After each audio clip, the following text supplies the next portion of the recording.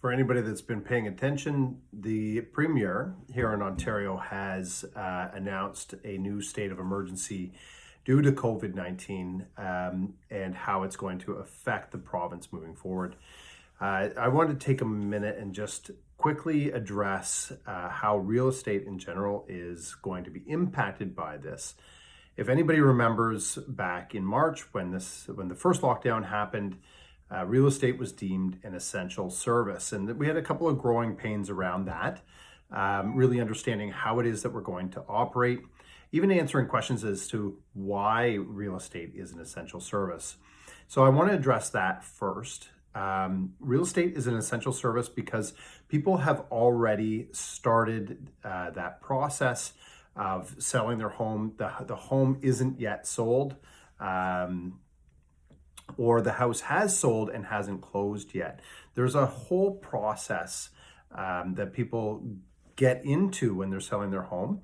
And not everybody does it necessarily out of choice. Sometimes it's something done out of necessity. And because housing is it's essential to people, we have to have a shelter, especially here in Ontario in January. This is why we've been deemed an essential service.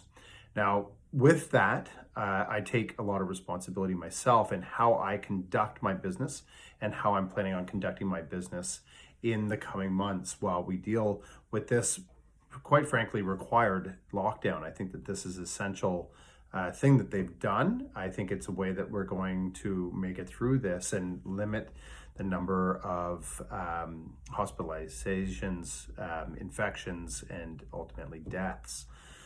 So from my perspective, I do have clients who are actively in the market or are preparing to sell their home. And so for both of those, I have two very different pieces of advice. If you are looking to sell your home and you can wait, if you're nervous about COVID-19, then we should probably press the brakes a little bit. If you have somewhere that you can go that's safe so that we can market your home and sell it that way without you being physically present, where we can use the tools at our disposal like 3D tours, really good quality, high definition photographs, floor plans, just overall great marketing material. If we can use those things to sell your house while you're not there, that would be ideal. For buyers that are actively in the market right now, this is a time to exercise some caution and to use the tools that I just mentioned before we go and get in a car and go and risk going out into the world to see houses. We want to make sure that these are houses that actually rank very high, that you could potentially put an offer in on.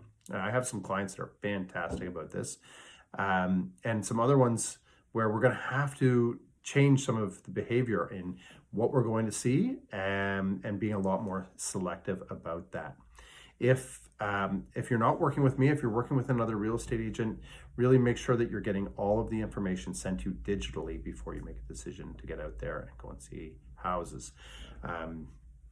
Yes, we're an essential service, but we have to be smart about the way that we do service our clients to make sure that we do provide that safe environment to be able to take care of that very, very important thing, which is shelter. If you're renting, this is the last one.